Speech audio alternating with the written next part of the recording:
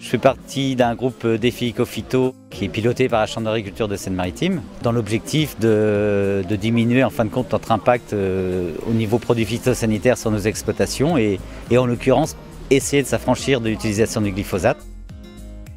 On est donc sur la plateforme couvert du GDA Seine-Austrebert en lien avec le groupe Défi. Donc on peut voir 3 couverts différents.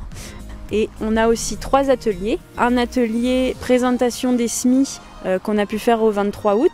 Un atelier qui présente les relevés adventices et les relevés insectes qu'on a pu faire à l'implantation de la plateforme jusqu'au mois d'octobre. Et un atelier fosse pédologique, donc on a fait une fosse dans chaque couvert pour voir un petit peu comment le couvert a travaillé et puis la structure du sol actuelle.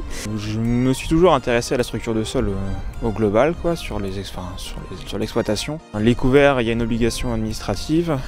Il y a un intérêt sur le long terme à travailler sur la structure du sol. Les couverts y participent largement. La journée d'aujourd'hui, c'est vraiment une demande à la fois du GDA et du groupe Défi d'avoir des méthodes de destruction de couverts sans utiliser de glyphosate. L'objectif aujourd'hui, c'était d'avoir la plus large gamme de matériel possible pour la destruction des couverts, avec différents types de matériel. Donc on avait beaucoup de rouleaux pour montrer qu'on pouvait aussi détruire les couverts sans toucher le sol.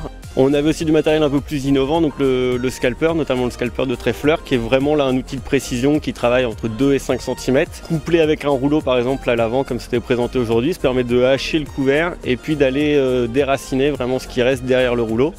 Les démonstrations, c'est bien parce qu'on voit sur la même journée, on voit les différents types de matériel qui existent et sur les différents couverts qu'il peut y avoir et puis les avantages et les inconvénients de chaque outil.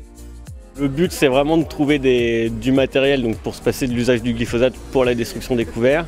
Je pense qu'il faut revenir à des choses très simples, ou au moins les réessayer pour pouvoir voir si elles sont adaptées à nos conditions.